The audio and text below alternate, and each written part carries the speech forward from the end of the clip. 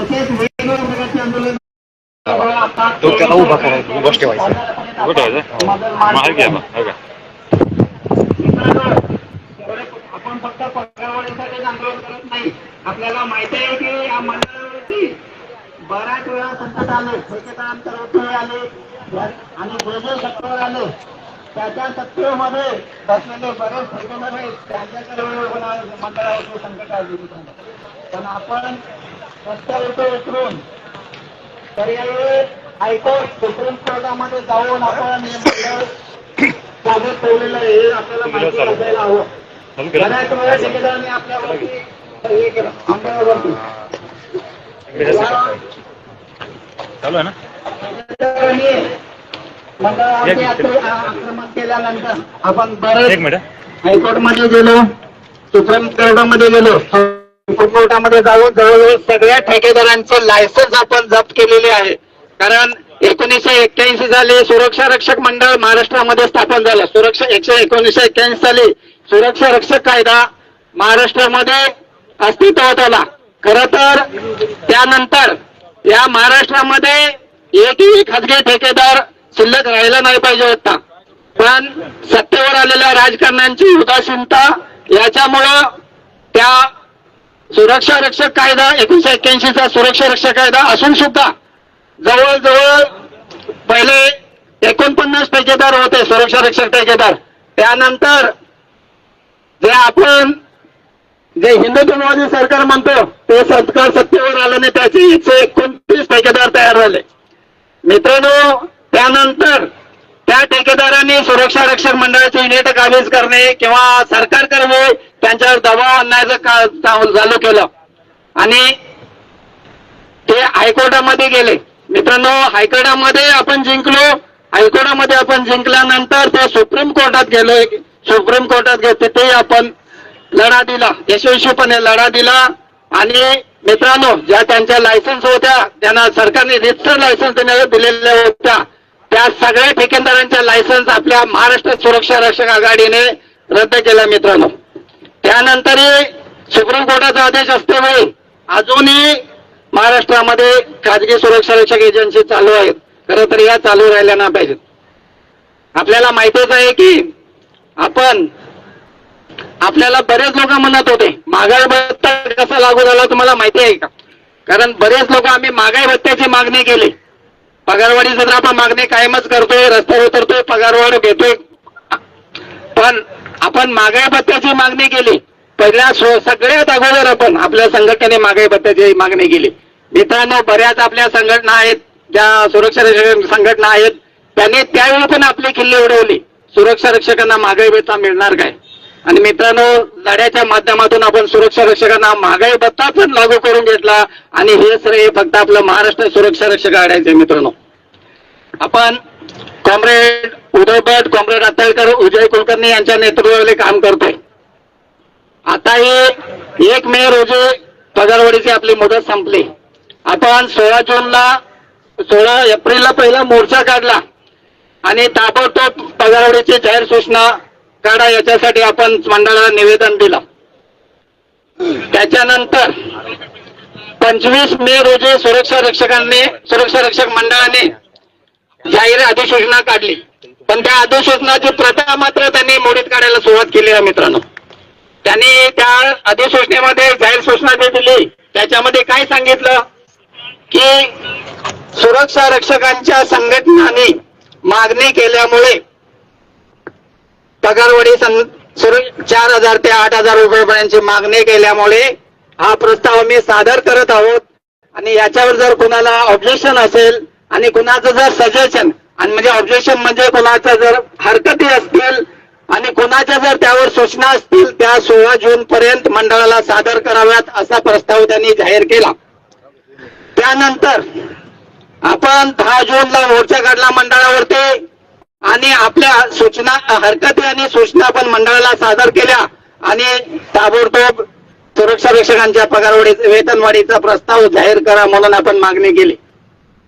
16 जून उलटून गेले तरी सुरक्षा रक्षक मंडळाने काही प्रस्ताव जाहीर केलेला नाही किंवा कामगार आयुक्त कार्यालयाला प्रस्ताव पाठवलेला नाही. याच्यानंतर आपण 3 जुलै रोजी आझाद मैदान येथे कामगार मंत्री श्री फुंडकर साहेब यांनी याच्यामध्ये हस्तक्षेप करून ताबडतोब सुरक्षा रक्षकांचा प्रस्ताव कामगार आयुक्त कार्यालयाला सादर करून पगारवाढ जाहीर करावी अशी आपण मागणी केली. त्यावेळी कामगार सचिव कापडलाल साहेब यांची भेट झाली आणि त्यांनी इथले कामगार आयुक्त कार्यालयातले कामगार आयुक्त लोखंडे मॅडम आम्हाला ताबडतोब सुरक्षा रक्षक मंडळाकडून प्रस्ताव ताबडतोब मागून घ्या असा आदेश दिला. आदेश दिल्यानंतर काय झालंय मित्रांनो, सुरक्षा रक्षक मंडळाचे चेअरमन अशोक डोके साहेब हे 30 जून रोजी रिटायर झालेले आहेत. आता त्या जागी अजून कुणाची ऍडिशनल किंवा नियुक्ती झालेली नाही. तर हा प्रस्ताव जो निघतो तो सुरक्षा रक्षक मंडळाच्या अध्यक्षांच्या हस्ते निघतो. त्यामुळं सुरक्षा रक्षक मंडळातले ते अध्यक्षच अस्तित्वात नसल्यामुळं आता आज आमची जी शिष्टमंडळ जाऊन कामगार आयुक्त कार्यालयावर भेट झाली, जे रोहित पवार आपल्या मोर्चाला पाठिंबा देण्यासाठी रोहित पवार साहेब पण इथे आलेले होते. पण विधानभवनात त्यांचं मीटिंग असल्यामुळं त्यांनी इथे एकचा टायमिंग घेतलेला होता आणि त्यामुळे आम्हाला काही आमच्या शिष्टमंडळाचे प्रमुख कार्यकर्ते कॉम्रेड उदय भट, कॉम्रेड अत्तरकर आणि आपले जे प्रमुख कार्यकर्ते होते त्यांना 1 वाजता आपल्याला इथे यावं लागलं आणि त्यावेळी आपण कामगार आयुक्तांची भेट घेतली. कामगार आयुक्तांची भेट घेतल्यानंतर कामगार आयुक्तांनी सहकामगार आयुक्त लोखंडे मॅडम पण होत्या त्याच्यामध्ये. तर भेट घेतल्यानंतर पुणे बोर्डाने जो प्रस्ताव पाठवलेला आहे त्याचा प्रस्ताव या अधिवेशनाच्या अगोदर सादर करतो असं त्यांनी सांगितलंय. तसंच आणि हे सगळं जे सांगणार म्हणजे हे सर्व अत्तरकर पण सांगतील, ही चर्चा आपली झाली आहे प्रस्ताव म्हणजे आणि आदेश पण दिलेले आहेत त्यांनी कामगार. तर त्यांचा प्रस्ताव तर येईलच, पण मित्रांनो आपल्याला हे लक्षात ठेवलं पाहिजे, आपल्याला सहज मागून काही मिळत नाही. आपल्याला आंदोलन केल्याशिवाय, आपल्या स्वतःसाठी रस्त्यावर उतरल्याशिवाय आपल्याला हे मिळत नाही. सध्याची आपण परिस्थिती बघतोय, राज्यात हिंदुत्ववादी सरकार आहे. सध्या महागाई एवढी वाढलेली आहे, शिक्षणाचं सगळं बाजारीकरण झालेलं आहे, महिलांवरती अत्याचार वाढलेले आहेत, मंदिरातल्या दानपेट्या पण चोरवल्या जात आहेत. मित्रांनो जे आपण कायद्याने हक्काने मिळवलेले कामगार कायदे, ते कामगार कायदे बदलून नवीन 4 संहिता यांनी आणलेले आहेत. मित्रांनो त्याच्यामध्ये पहिल्यांदा 100 कामगार जर एका कंपनीमध्ये असतील तर ती कंपनी जर बंद करायची असेल तर त्याला सरकारची परवानगी, रीतसर त्या कंपनीला सरकारची परवानगी घ्यायला लागत होती. मित्रांनो आता हे जे 4 कामगार श्रम हे आले, संहिता आणलेले आहेत, त्याच्यामध्ये त्याची मर्यादा 300 कामगार असं केलेले आहे, या सरकारने केलेले आहे. मित्रांनो आता सध्याच्या याच्यामध्ये कुठल्याही कंपनीमध्ये जवळजवळ 100-200च्या वरती कामगार नाही आहेत आणि आता 300 केल्यामुळे तर त्या कंपनी मालकांना तर सहजच कामगार म्हणजे कंपनी बंद करून कामगारांना बाहेर काढण्याचं त्यांनी परमिशनच दिलेलं आहे. आणखी त्याच्यामध्ये केलेलं आहे, जे परमनंट लोक काम करतायत कंपनीमध्ये, त्या कंपनीचा मालक जे परमनंट लोक आहेत त्यांना कामावरून कमी करून त्यांना कॉन्ट्रॅक्टमध्ये कामावर ठेवू शकतो आणि कंपनी मालक त्याच्याबरोबर करार करणार, तो माझ्याकडे एवढे दिवस काम करायचं नाही, एवढ्या पगारावरती काम करायचं. जर तुला 10,000 पगारावरती देतोय तर तुला 4 वर्षापर्यंत तुला इथं त्यांनी जेवढी मी मुदत आहे माझ्याकडे तेवढी काम करायची. तो मालक त्या कामगाराला त्या करारातून त्या मालकाला अशी सूट दिलेली आहे, त्या कामगाराला मालक कधीही कामावरून काढू शकतो, पण त्या कामगाराला जोपर्यंत त्याचा करार संपत नाही तोपर्यंत त्याला कामावरून सोडू शकत नाही, अशी एक जी सूट मालकाला दिलेली आहे. कारण मालक सगळे जे आता जी सध्याची परिस्थिती आहे सगळे मालक दार्जिने भांडवलशाही धोरण दोर्जीने आहे. मित्रांनो आणि हे सगळं जे चाललेलं आहे देशामध्ये सर्वसामान्य माणसाच्या विरोधात, सर्वसामान्यांच्या बाजूने असलेले, सर्वसामान्यांना जे मिळत असलेले हक्क ते सर्व काढून घेऊन सर्व धनदांडग्यांच्या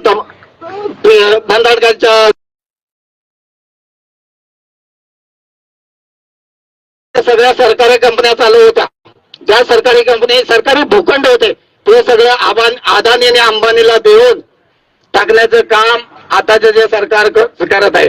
आणि आपण बघतोय सगळीकडं हिंदू मुस्लिम द्वेष पसरवतात, जातीपातीचे द्वेष पसरवायचे, लोकांमध्ये भांडणं करायचं आणि या जे भारताची जे आपल्या देशाची सर्व संपत्ती आहे ती मोजक्या मोठभर भांडवलदारांच्या हातात द्यायचं आणि सर्वसामान्य माणसांना सर्वसामान्य कामगारांना देशोधडीला लावायचं.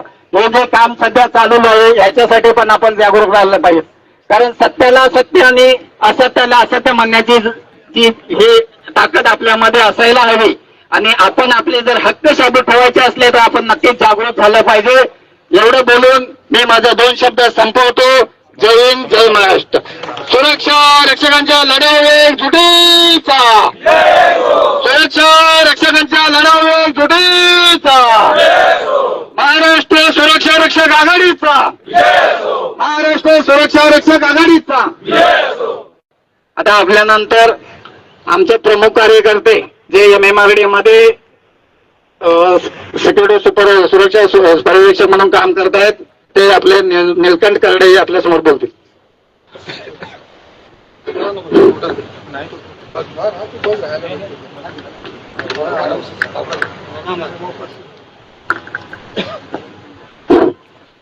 काय याच्या अगोदरही आम्हाला त्या गाडीवर चढून बोलायची सवय होती. त्यामुळे नेमकी आपली माणसं आलेत कोण हे लांबूनच आपल्या चेहरा बघितल्यानंतर लक्षात येते.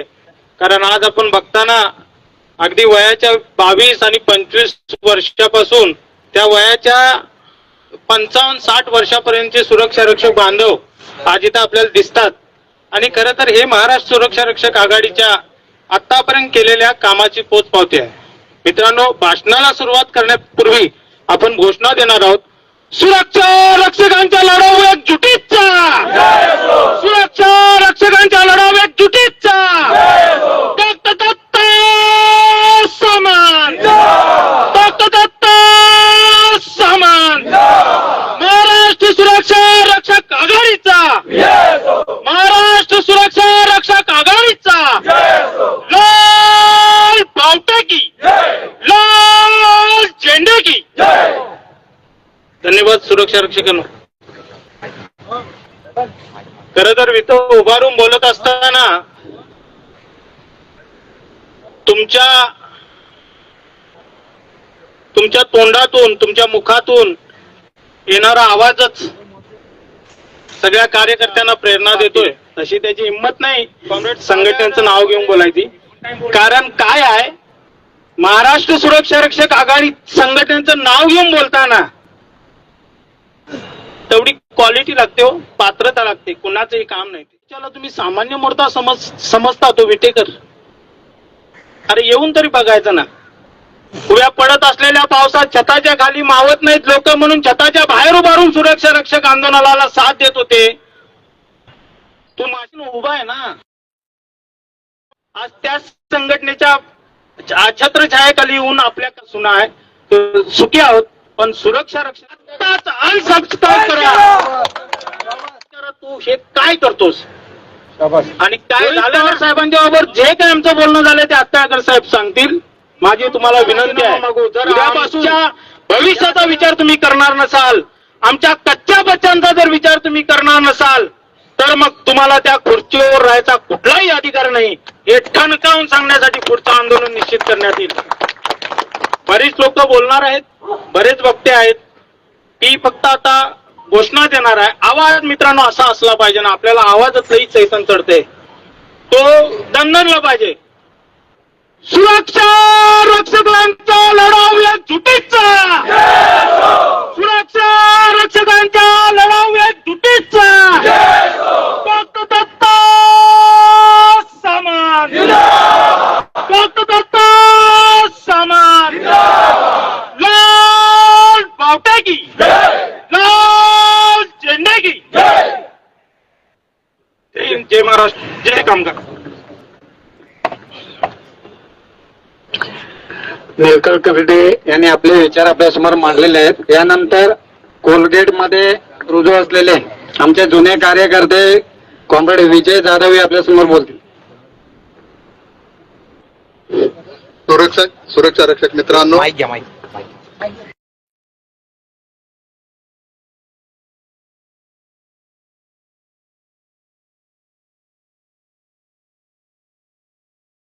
रक्षक आहे.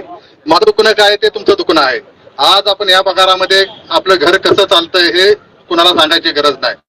परंतु हे जे बसलेले आहेत, ज्याने आतापर्यंत आपली विटंबना केली, ज्याने आतापर्यंत आपल्या आयुष्याची राखरांगोळी करण्याचा प्रयत्न केले, ज्यांनी बोर्ड संपवण्याचा प्रयत्न केले, आज त्या दलालांच्या पाठीमागे आपण सगळेजण हा करत चाललेलो आहोत. मित्रांनो, उदयभर वर्षापूर्वी जसं त्यांना बघितलं तसंच आज आपल्या समोर त्याच पद्धतीने ते उभे राहिलेले आहेत. आणि हा विश्वास आहे, महाराष्ट्र सुरक्षा रक्षक आघाडी म्हणजे हा तुमचा आमचा विश्वास आहे आणि या विश्वासाच्या जोरावरती आज तुम्ही या ठिकाणी जमलेला आहात. मित्रांनो, तुम्ही आज तुमच्या पगारवाढीच्या हक्कासाठी या ठिकाणी आलेला आहात. तुम्ही उदयभट कशा आहेत किंवा हत्यारकर कशा आहेत यांच्यासाठी तुम्ही आला नाही, तर तुम्हाला तुमची पगारवाढ झाली पाहिजे आणि त्या पगारवाढीच्या माध्यमातून तुमचं घर उभं राहिलं पाहिजे, तुमचे आई वडील जगले पाहिजे, तुमचा भाऊ जगला पाहिजे, तुमची बहीण जगली पाहिजे, तुमच्या मुलांचं शिक्षण झालं पाहिजे, तुमच्या भावाचं बहिणीचं लग्न झालं पाहिजे, तुमच्या आई वडिलांच्या दवाखान्याचा खर्च भागला पाहिजे. मित्रांनो, 21,000 मध्ये काय आपलं होतंय, परंतु हे ह्या बोर्डाला असेल किंवा ह्या सिस्टीमला त्याची काही सुद्धा पडलेले नाही. आणि हे आंदोलन म्हणजे हे पगारवाढ मित्रांनो, हे तुमच्या आमच्या ह्या आंदोलनात मिळणारी पगारवाढ आहे. आपल्याला कुणाचा आशीर्वाद नाही, आपण कुठल्या राजकीय पक्षाचं कुणाचं हे नाही, परंतु आपण कॉम्रेड उदय भट असतील, कॉम्रेड हत्यारकर ही आपली ताकद आहे आणि तुम्ही आमचे सेनापती आहेत. मित्रांनो, जर सैनिक नसतील तर त्या सेनापतीला किंमत नसते. तुम्ही सैनिक आहात, तुम्ही जर उभे राहिलात तर हत्यारकर उदय भट तुमच्यासाठी काही करायला तयार आहेत. त्याच्यामुळं आज आपल्या मागण्या काय असतील, आपली मागणी पहिल्यापासूनची काय आहे की समान कामाला समान वेतन असलं पाहिजे, वेतन श्रेणी मिळाली पाहिजे, आपला प्रॉव्हिडंट फंड आपला तो बँकेत ठेवलेला तो प्रॉव्हिडंट फंड आपला गव्हर्नमेंटच्या ताब्यात गेला पाहिजे. आपल्याला पेन्शन, आपल्याला उदयभट साहेबांनी सांगितले की आपल्याला रिटायर झाल्यानंतर पेन्शन मिळाली पाहिजे. मगाशीच आमदार रोहित दादा पवार आले होते, त्यांनाही आपण सांगितलेलं आहे की साहेब, आज लागलेला सुरक्षा रक्षक त्याला तोच पगार आहे आणि जो आता रिटायरमेंटला आलाय त्याला सुद्धा तोच पगार आहे. म्हणजे वेतन श्रेणीचा पण हा आपला एक मुद्दा आहे, तो मुद्दा आपला झाला पाहिजे. मित्रांनो, आपल्या आज आपण जो ग्रुप तयार केलेला महाराष्ट्र सुरक्षा रक्षक आघाडीचा, त्याच्यामध्ये अजून काय जर समजा त्या सुरक्षा रक्षक त्यात नसतील सामील झाले तर त्यांनी त्यामध्ये ऍड झालं पाहिजे. मित्रांनो, ते आपलं व्यासपीठ आहे, त्या व्यासपीठामध्ये उद्या आपल्या काही अडचणी असतील, आपल्या युनिट मधल्या अडचणी असतील, आपल्या बोर्डातल्या काही अडचणी असतील, आपण त्याच्यावरती मनमोकळेपणाने त्या अडचणी मांडू शकतो. आणि आपल्याला शब्द मी देतो, कॉम्रेड उदयभट असेल, कॉम्रेड हत्यारकर असतील, 100% तुमच्या त्या अडचणी सोडवतील आणि तुम्हाला न्याय मिळवून देण्याचं काम करतील. मित्रांनो, हा लढा आपल्याला असाच यशस्वी केला पाहिजे. कोरोनाच्या अगोदर, कोरोनाच्या नंतर जी आपली पगारवाढ झाली, मित्रांनो, आपल्या तोंडाला पानं पुसण्याचं काम केलं. काही लोकांनी पगारवाढ झाली म्हणून फटाकडे वाजवण्याचं काम केलं, परंतु मित्रांनो, 3 वर्षासाठी आपल्या पदरात त्यांनी काय टाकलं, आपल्याला त्यांनी वेडं बनवलं आणि आता तो वेडापणा आपल्याकडून कधीही होणार नाही. कारण आता आपण शहाणा झालोय. आपली हक्काची मागणी आहे की आपल्याला 8,000 पगार हा मिळालाच पाहिजे, ती वाढ मिळालीच पाहिजे. मित्रांनो, तुम्ही कधी असा विचार करू नका की युनिटमध्ये काय होईल, कसं काय होईल. मित्रांनो, आज कंपन्या गबरशाहीमध्ये गेलेल्या आहेत, आज त्यांची भांडवलशाही खूप वाढलेली आहे. आपण आपल्या परिवाराचा विचार करा, त्याचा विचार करू नका. त्याच्यामुळं आपली एकजुटी अशीच कायम राहिली पाहिजे आणि आपण महाराष्ट्र सुरक्षा रक्षक आघाडीच्या पाठीमागे खंबीरपणे उभा राहिलं पाहिजे. एवढं मी बोलतो आणि माझे 2 शब्द संपवतो. जय हिंद, जय महाराष्ट्र.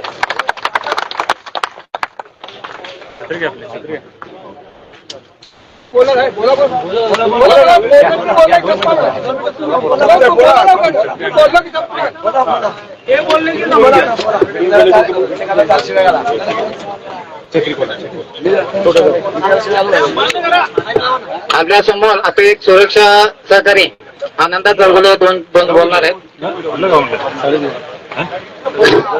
सुरक्षा रक्षक मित्रांनो, आपण सगळे आज इथं आपल्या पगारवाढीसाठी जमलेलो आहोत.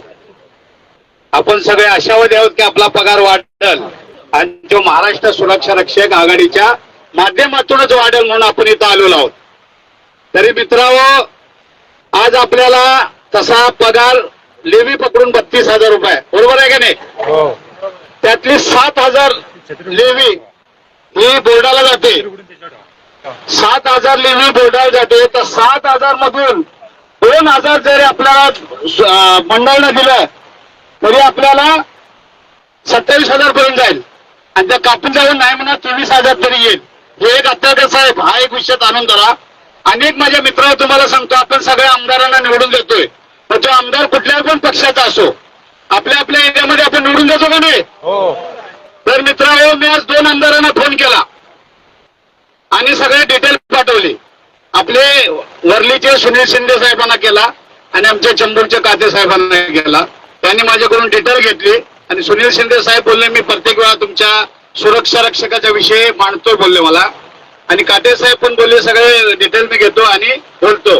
तर मित्रांनो, आपण सगळे कुठं ना कुठं, कुठल्या ना कुठल्या पक्षाची, इथे तर आपण सुरक्षा रक्षक आहोत, पण आपण कुठल्या ना कुठल्या पक्षाची निगडीत आहोत का नाही? मग आपण त्या आमदाराला हक्कानं बोलायला पाहिजे का नाही? मग त्या आमदाराला आपण सांगायचं आहे की साहेब, आम्ही 21,000 मध्ये काम करतोय. आज 21,000 ही पगार तुटपुंची पगार आहे.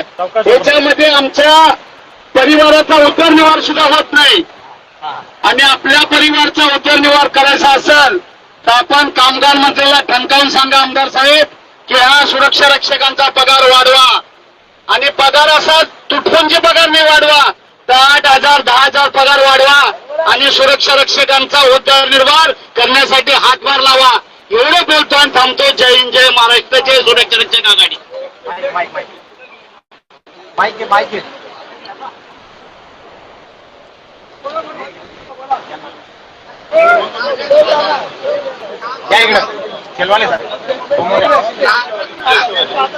आता आपल्या समोर आपले सहकारी विजय शेवाळे बोलतील. जरा थोडक्यात आटपा, कारण पावसामुळे सगळे. नमस्कार, सुरक्षा रक्षक विजय शेलोंडे. मी माझी थोडक्यात ओळख करून देतोय. 2024 पासून आमचं शहापूर मुरबाड महाराष्ट्र राज्य एकता संघर्ष समिती, सुरक्षा रक्षक एकता संघर्ष समिती हा आपला ग्रुप आहे. जवळजवळ 1,026 लोक आपल्या ग्रुपमध्ये कार्यरत आहेत. आणि खाकी वर्दीचा घेण्याबाबत आमच्या ग्रुप मार्फत आम्ही फक्त सुरक्षा रक्षक, कुठलीही संघटना नाही, फक्त सुरक्षा रक्षक यांच्या मार्फत आम्ही एक मीटिंग आयोजित केली. त्यानंतर आता जसं साहेब आताचे बोलले, प्रत्येक एरियामध्ये प्रत्येक तालुक्याला आमदार असतो. जसं तो मतासाठी बांधिले तसं आपला पण तो बांधिला आहे. तर आपली पण काय अडचण असेल ती त्याच्यापर्यंत पोहोचवली पाहिजे आणि त्यांनी आपल्या शासनापर्यंत पोहोचवली पाहिजे. हा आपला हक्क आहे त्याच्याकडे. आणि तो प्रत्येकाकडे मागणी असा आम्ही निश्चित करून प्रत्येक आमदाराकडे आम्ही जाऊन त्या तालुक्यातल्या जेवढे शक्य होते जाऊन, म्हात्रे साहेब झाले, ज्ञानेश्वर म्हात्रे साहेब शिक्षक पदवीधर आमदार, त्यांनी शेवटच्या क्षणापर्यंत आपल्याला लढायला यश दिले खाकी वर्दीच्या. त्यासोबत बालाजी किनीकर साहेब अंबरनाथचे, कतोरे साहेब, त्यासोबत दरोडा साहेब शहापूरचे, असे जवळजवळ 12 ते 15 आमदार आपण कनेक्टिव्हिटी मध्ये, कॉन्टॅक्ट मध्ये ठेवले.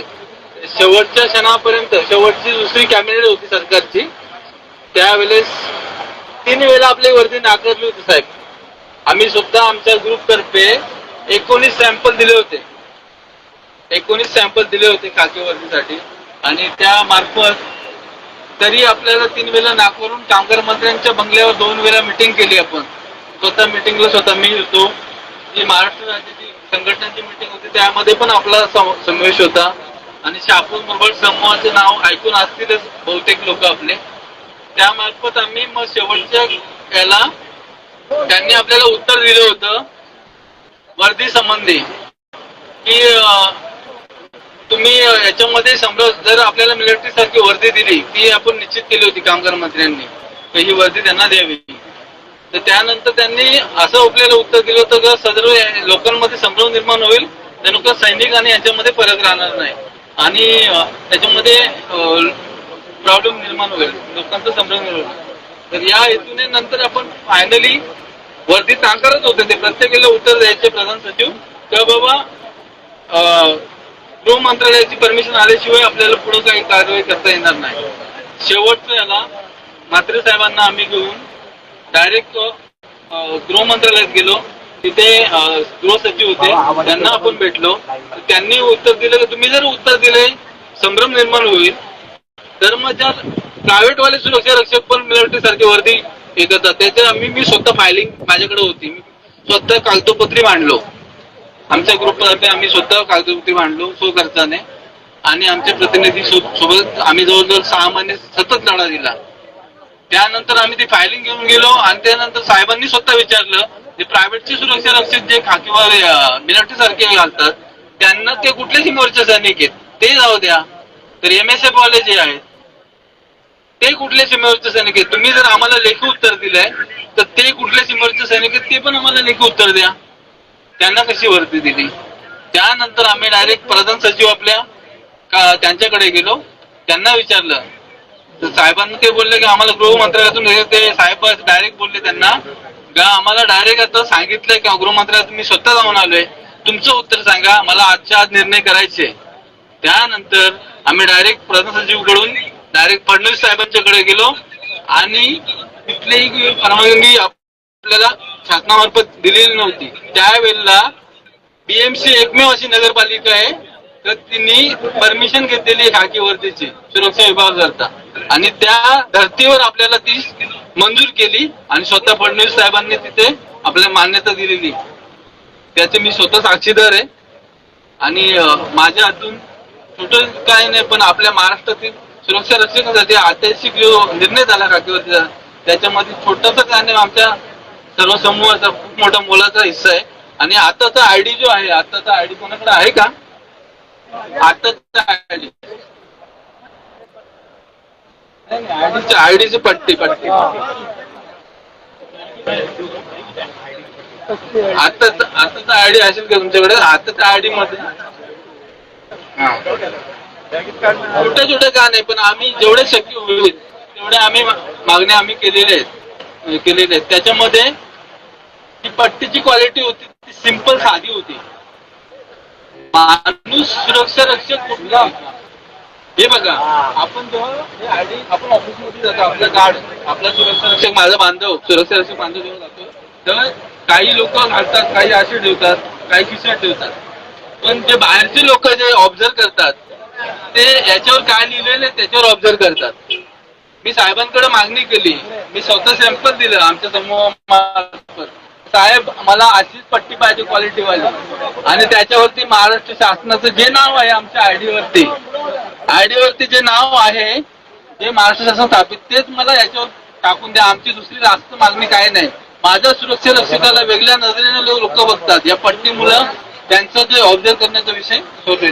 तरी सुरक्षा रक्षकाचा जो विषय असतील पगारवाढीचा विषय आहे त्याबाबत माझा जो समूह आहे चापूरमोड जो समूह आमच्या सुरक्षा रक्षक बांधवांचा त्यामार्फत या आघाडी सुरक्षा रक्षक आघाडीला आमचा हेतूची जेवढं शक्य होईल तेवढ्या प्रमाणात आम्ही पाठिंबा देण्याचा प्रयत्न करू हे आम्ही जाहीर करतो आणि माझे 2 शब्द संपवतो. अशा सर्वांनी सुरक्षा रक्षक संघटना म्हणून नाही तर सुरक्षा रक्षक म्हणून स्वतः जागृत जगला पाहिजे. या हेतूने प्रत्येकाने विचार करून प्रत्येकाने लढ्यासाठी हेतूचित आपलं सहकार्य केलं पाहिजे ही मी विनंती करतो. 2 शब्द संपवतो.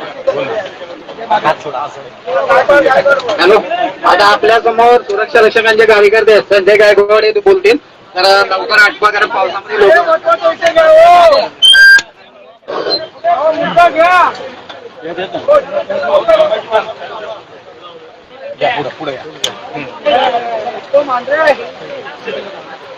कामगार महाराष्ट्र सुरक्षा रक्षक कामगार आघाडीच्या माध्यमातून च्या नेतृत्वाखाली असा जो कार्यक्रम आपण आयोजित केलेला आहे. आघाडीचे अध्यक्ष माननीय उदयभट साहेब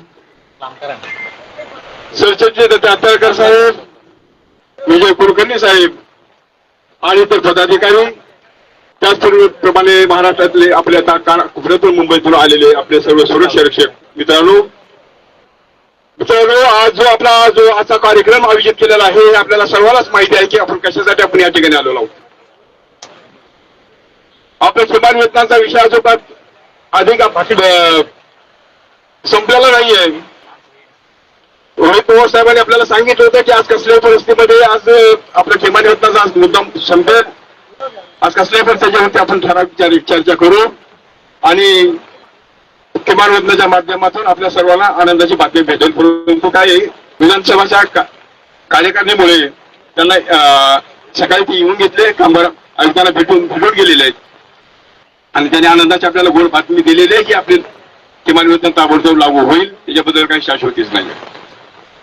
मित्रांनो, दुसरी गोष्ट अशी आहे की आपल्याला किमान वेतन तर आपलं भेटलंच पाहिजे, त्याबरोबर आपल्याला पेन्शन पण आपल्याला भेटली पाहिजे आणि पेन्शनच्या संदर्भामध्ये देखील आपण आवाज उठवायला उदयभर साहेबांनी आपल्याला बोलले त्या दिवशी की आपण आता पेन्शनच्या माध्यमातून आपल्याला लढा द्यायचा आहे. कारण का पेन्शन ही आपल्या सुरक्षा रक्षकाच्या जीविताचा हिस्सा आहे. आज मरेपर्यंत जर आपल्याला जर पेन्शन नसेल तर आपल्याला माणूस म्हणून जगण्यामध्ये काय अर्थच राहिलेला नाही.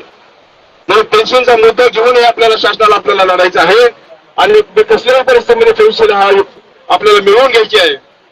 जर का पेन्शनचा मुद्दा मिळवून घेतला तर आपल्याला माणूस म्हणून जगण्यामध्ये कसल्याही प्रकारचा व्यर्थ आपलं जीवनच व्यर्थ म्हणावं लागेल. त्याचप्रमाणे आपल्या पावसाची वेळ आहे, खूप मोठा पाऊस झालेला आहे. त्या पद्धतीमध्ये आपण बोलतोय तर जास्तीत जास्त मी जास्त आज लोक परेशान झालेले आहेत. विषय तर खूप भरपूर आहेत, परंतु बोलतो की आता कमी प्रमाणात बोलणार आहे.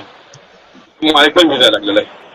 मित्रांनो, आपल्याला दुसरी गोष्ट म्हणजे आपल्याला बोर्डामधला जो भ्रष्टाचार आहे त्या भ्रष्टाचारावर देखील आपल्याला आळा घातला पाहिजे. तमाम आपल्या सुरक्षा रक्षकाची जी फौज आहे त्या फौजली वरला पाहिजे की आज जो बोर्डामध्ये येणारा जो दलाल आहे, आज तुम्हाला सांगतो 2012 पासून मी कार्यकर्ता झाला माहिती. अगर मला जर बघितलं तर दलाल बोर्डामधून निघून जातो, लक्षात ठेवा. आचार्य साहेबांना पण माहिती आहे. मला बघितलं ना तर दलाल निघून जातो, तिथं थांबत नाही. तिथं त्याची हिंमत पण होणार नाही की मला बघतायची बोर्डामध्ये थांबायची, कारण त्याला माहिती आहे की याच्या पाठीमध्ये 2-4 लोक पुढे देऊन आपलेले असतील. तर अशी हिंमत तुमची पण झाली पाहिजे. तुमच्यामध्ये देखील असे दरार निर्माण झाला पाहिजे. तुम्हाला बघून दलाल पळाला पाहिजे. दलाल किती आहेत? मोजके दलाल आहेत, पण तिला फेमस झालेले आहेत. एवढे फेमस झालेले आहेत की तुम्हाला सांगतो त्याच्या फेमसीमुळे त्याची बदनामी जेवढी होती पण त्याला अकलीचा पत्ता नाहीये की आपली का बदनामी व्हायला लागली, कशासाठी व्हायला. त्याला फक्त पैशाची गरज आहे ना, फक्त पैसा पैसा पैसा पैसा. त्याच्या व्यतिरिक्त त्याला काही नकोय. म्हणून दलाल हा बोर्डामध्ये टिकला नाही पाहिजे आणि दलाल शरद द्यावं लागले पाहिजे की आपण या बोर्डामध्ये नाही गेलं पाहिजे. जर लोक दलाल म्हणून जर चिरवत असतील तर आपल्याला बोर्डामध्ये जाण्याचा अधिकार बिलकुल राहिलेला नाही. त्याचप्रमाणे दुसरी गोष्ट तुम्हाला सांगतो, एक अवरोजन. आपण म्हणतो की आज आपली नोकरी झाली किती, 33 वर्ष झाली, कोणी म्हणतो 35 वर्ष झाली, कोणी म्हणतो 40 वर्ष 39 वर्ष झाली. परंतु आपल्याला किती मिळतं? आपल्याला फक्त 33 वर्षाचा हिसाबच फक्त आपल्याला मिळतो आणि आपण म्हणतो की आपली नोकरी 35 वर्ष झालेली आहे. आपण म्हणतो आपली नोकरी 37 वर्ष झालेली आहे. पण मित्रांनो लक्षात ठेवा की आपल्यावर ह्या नवीन कायद्याप्रमाणे बराच घणाघाता बोर्डाने घातलेला आहे. ह्या घणाघाताचा प्रकार एवढा भयानक आहे. ह्या प्रकाराच्या पाठीमागे तुम्ही गंभीरपणे उभारलं पाहिजे आणि याला हाणून पाडलं पाहिजे. असे प्रकार आपण आता पावसाळ्यात जास्त बोलत नाही मी मित्रांनो, भरपूर काय बोलायचं परंतु बोलण्याची माझी पण हिंमत व्हायला गेली कारण का पाऊस सर्व परेशान झालेले आहेत. तेवढं 2 शब्द बोलून माझे शब्द संपवतो. जय हिंद, जय महाराष्ट्र. हॅलो, आता आपल्या समोर आपल्या महाराष्ट्र सुरक्षा रक्षक आघाडीचे सरचिटणीस कॉम्रेड दत्तात्रय अत्तरकर बोलते. जरा आमचे रिटायर्ड आहेत आपले सुरक्षा रक्षकाचे कार्यकर्ते शिवाजी शिंदे 2 शब्द बोलतील, त्याच्यानंतर कॉम्रेड अत्तरकर बोलतील. महाराष्ट्र सुरक्षा रक्षक आघाडीचं आजच्या या सभेचे अध्यक्ष आमचे अत्तरकर साहेब, त्याचप्रमाणे जमलेल्या सर्व सुरक्षा रक्षक बांधवांनो, आज तसं पाहायला गेलं तर मी रिटायर झालो 30 जूनला, परंतु मला वाटलं कारण 1994 पासून मी कामगार आघाडीचा संलग्न असल्यामुळं मला काही राहत नाही. त्यामुळे मी एवढंच म्हणेन, या ठिकाणी जुने जनते कार्यकर्ते आमचे आहेत 35-40च्या पुढे, पण 40च्या आतले कुठे आहेत? 50-60 हजारचे मेंबर कुठे आहेत दिसत नाहीत. तर मी एवढंच म्हणेन, उठ जाग मुसाफिर भोर भया, उठ जाग मुसाफिर भोर भया, अब रही न कहा जो सोत है, जो सोवत है वो खोत है, जो जागत है वो पावत है. सुरक्षा रक्षक मित्रांनो, जागे व्हा, कामगार आघाडीच्या पाठीमागे राहा, एकजुटीने राहा. कारण आज 35 वर्षात 34 वर्ष झाली, कमीत कमी पगार 35,000 पाहिजे होता, आज 22-23 हजार मध्ये काय होतंय? काहीच नाही. कारण 35 वर्ष माझ्या नोकरी झाली 35 ते 40,000 पगार पाहिजे होता आणि ह्या 35 ते 40,000 पगार करण्याची ताकद कामगार आघाडीमध्येच आहे. हेच करू शकतात हा मला पूर्ण विश्वास आहे. एवढं म्हणून यांच्या पाठीशी सर्व सुरक्षा रक्षकांनी राहावं ही मी सर्व बांधवांना विनंती करतो. जय हिंद, जय महाराष्ट्र. सुरक्षा रक्षक मित्रांनो, तुम्हाला धन्यवाद द्यावं तितकं थोडंच आहे. आणि इतक्या मोठ्या पावसात तुम्ही कुठल्याही प्रकारे विचलित न होता या सभेला तुम्ही उभा राहिला त्याबद्दल तुमचं महाराष्ट्र सुरक्षा रक्षक आघाडीच्या वतीने मी अभिनंदन करतो. मित्रांनो, आपले एप्रिल महिन्यापासून आपण हे पगारवाढीचं आंदोलन चालू केलेलं आहे. या आंदोलनामध्ये एप्रिलच्या 16 तारखेला आपण एक प्रचंड मोर्चा काढून कोर्टाला आपण निवेदन दिलं. त्यानंतर दुसरा मोर्चा ही 10 तारखेला आपण कोर्टामध्ये काढला आणि तिसरा मोर्चा आपण आझाद मैदान मंत्रालयात मोर्चा नेला. त्यावेळी आपलं शिष्टमंडळ गेलं, त्यांना जाऊन भेटले. त्यावेळी कामगार उपायुक्त कापडली जे साहेब आहेत त्यांना असं आपल्याला सांगितलं की डोके हे रिटायर झालेले आहेत, त्यामुळे त्यांचा प्रस्ताव काय येऊ शकत नाही. त्यामुळे आम्हाला 15 दिवसाची तुम्ही वेळ द्या आणि 15 दिवसात आम्ही करतो असं त्यावेळी त्यांनी सांगितलं.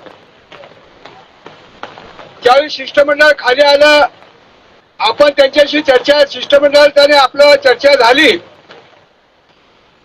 आणि रोहित पवार तिथं आले आपल्या लढ्याला पाठिंबा देण्याकरता. आणि पाठिंबा देण्याकरता आल्यानंतर रोहित पवारने सांगितलं तुमच्या पगारवाढ कुणाकडे आहे. आपण त्यावेळी सांगितलं की कामगार आयुक्त जे आहेत त्यांच्याकडे आपला पगारवाढीचा प्रस्ताव त्यांच्याकडून प्रस्ताव मंत्र्याला द्यायचा आहे. त्यावेळी रोहित पवारने सांगितलं की 7 तारखेला मी स्वतः लेबर कमिशनर कार्यालयामध्ये येतो आणि ह्या प्रस्तावाचं काय झालं याच्याबद्दल मी विचारणा करतो. मित्रांनो, रोहित पवार कालपासून आपल्या संपर्कात होते. त्यांनी सांगितलं की उद्या कुठल्याही परिस्थितीत आपण जायचं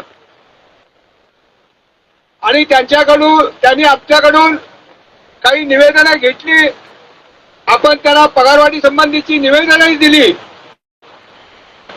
आणि ती दिल्यानंतर त्यांनी स्वतः कामगार आयुक्तांशी बोलले आणि कामगार आयुक्तांना त्यांनी सांगितलं की उद्या सकाळी 1 वाजता उद्या दुपारी 1 वाजता आपण भेटूया.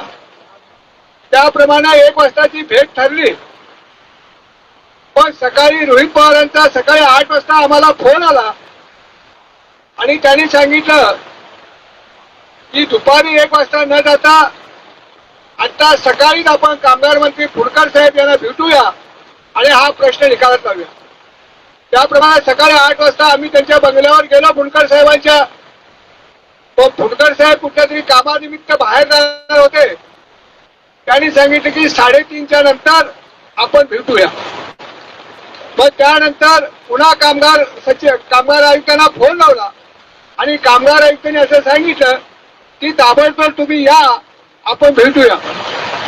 त्याप्रमाणे आम्हाला शक्य होईल तेवढ्या लोकांना आपण फोनवर कळवलं आणि दुपारी 1 वाजता आम्ही भेटण्यासाठी इथं आलो.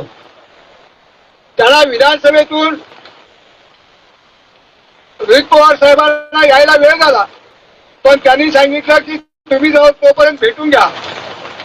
त्याप्रमाणे आम्ही भेटलो. त्याला आपण सगळं गारानं त्यांना सांगितलं आणि सांगितल्यानंतर आम्ही पुन्हा खाली आल्यानंतर रोहित पवारांचा फोन आला की थांबा मी येतो. त्याप्रमाणे रोहित पवार इथं आले. दुपारी 1 वाजता आपलं शिष्टमंडळ त्यांना कामगार आयुक्तांना भेटायला गेलं आणि मग कामगार आयुक्तांच्या समोर सांगितलं की सुरक्षा रक्षक मंडळांना प्रस्ताव पाठवला नसल्यामुळं यांचा पगारवाढ होत नाही.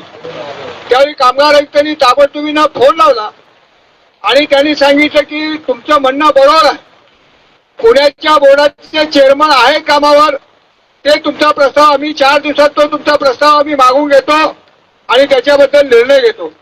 पण मुंबईच्या बद्दल काय, त्यावेळी मुंबईच्या बद्दल त्यांनी सांगितलं की डोके हे रिटायर झालेले आहेत, त्यामुळे प्रस्ताव देणं अवघड आहे.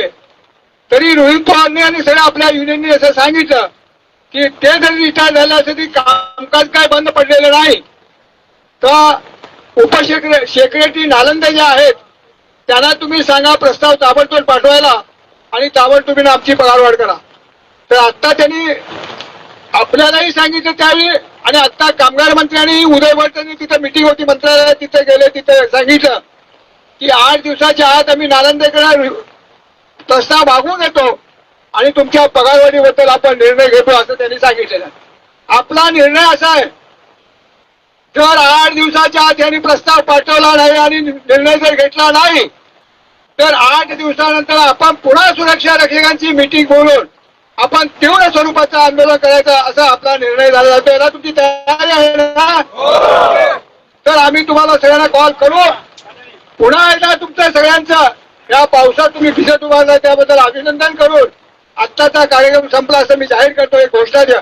सुरक्षा रक्षकांच्या लढाईवर एकजुटीचा, सुरक्षा रक्षकांच्या लढाईवर एकजुटीचा.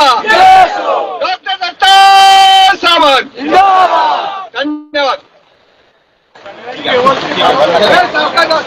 मोर्चा संपलेला आहे. सर्वांनी काळाच्या आणि शिस्तीनं आपलं घरी जा, कारण पावसाचे दिवस आहेत. सगळ्यांनी सांभाळून घरी जा. आणि इथून पुढचं काही आंदोलन असेल ते आपल्याला व्हॉट्सअप ग्रुपच्या माध्यमातून किंवा फोन. सुरक्षा रक्षक महाराष्ट्र सुरक्षा रक्षक आघाडी कॉम्रेड उत्सव कॉम्रेड दत्तू अत्याळकर यांच्या माध्यमातून आपली जी मार्गक्रमण चालू आहे 1995 पासून आज त्याचा आलेख पाहता हा चढता आलेख आहे.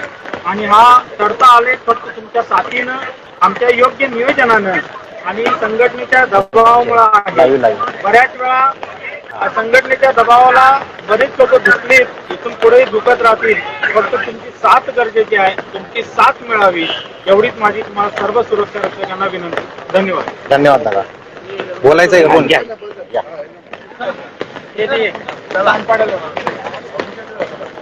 माझी नाही महाराष्ट्र सुरक्षा रक्षक आघाडी 1995 वर्ष सत्य आपण आपला कार्यक्रम करत आहोत. मोर्चे, धरणे, आंदोलन. आज 95 वर्षांची सुरक्षा रक्षक मंडळामध्ये आहे. आणि 95% आज रिटायर होण्याची वेळ आली आहे, तरी आपण 21,000 थांबलेलो आहोत. यापुढे सुरक्षा रक्षक बांधवांनो एक ध्यानात ठेवा, आज जे आपल्याला भेटलेलं आहे सुरक्षा रक्षक कामगार आघाडीमुळे आपल्याला मिळालेला आहे. आपला महागाई भत्ता आज जो मिळाला आहे तो सुरक्षा रक्षक कामगार आघाडीमुळे मिळाला आहे. बऱ्याचशा ज्या गोष्टी आहेत आपल्या 95% जो आपला मोर्चा सातत्याने होतो त्यात आपण नेहमी यशस्वी ठरलेलो आहोत. आपल्याला जी शेवटची मोठी पगारवाढ मिळाली भांडुपला बोर्ड असताना ती 3200 रुपये मिळाली. त्याच्यानंतर आपली पगारवाढ एवढी झालेली नाही, तरी लोकांनी त्यावेळेस आपण जिद्दीने उठलो आणि त्यावेळेस ती जिद्द होती की आपल्याला एवढा पगार मिळालाच पाहिजे. त्यावेळेस आपण 3200 पगारवाढ घेतली. यावेळेस आपल्याला 8000 पगारवाढ मिळालाच पाहिजे. आपण जर जिद्दीला भेटलो तर 8000 पण आपण पगारवाढ घेऊ शकतो.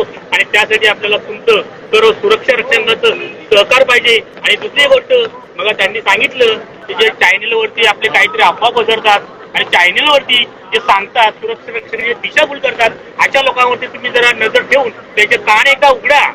कारण का प्रत्येक तो आपली भाषण देतो बाजूला, सुरक्षा विषय बाजूलाच जातात. आम्ही बघतो त्याचे वेगवेगळे चॅनेल, पण तो काय सांगतो ना त्याची त्यालाच माहित नसतं. त्यामुळे आपले सुरक्षा रक्षक बांधवांनो एकच विनंती, आज तुम्ही जागे झालात, भविष्यामध्ये पण जागे राहा. आणि आपला कामगार आघाडीचा हा विषय जो आहे हा शेवटपर्यंत लावून धरा. त्याच्यामध्ये आपलंच मुलाबाळांचं भले. दुसरा विषय आहे पेन्शनचा. पेन्शन आम्ही 95ला घेतली होती. पेन्शनचा मुद्दा हा 95 मध्ये चालू होता, पण त्या विषयाला मध्ये जरा थोडा गॅप पडला, त्याच्यामुळे तो पेन्शनचा मुद्दा आपला अधुरा राहिला. तरी आपण यापुढे पेन्शनचाही मुद्दा चांगला ठेवू आणि यापुढे आपल्याला सहकार्य मिळावं हीच विनंती. जय हिंद, जय महाराष्ट्र. धन्यवाद. खरंच आपले सुरक्षा बांधव इथं जमलेले सर्व, आणि आपण बरेच सुरक्षा रक्षक आता पाऊस असल्यामुळे सर्व गेलेले आहेत. आणि जे जे थांबलेले आहे त्यांची आपण बाईट घेतोय.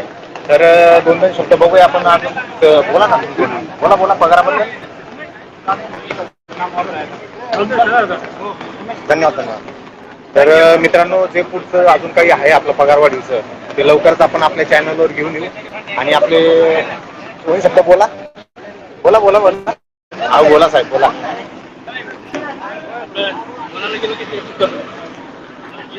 धन्यवाद.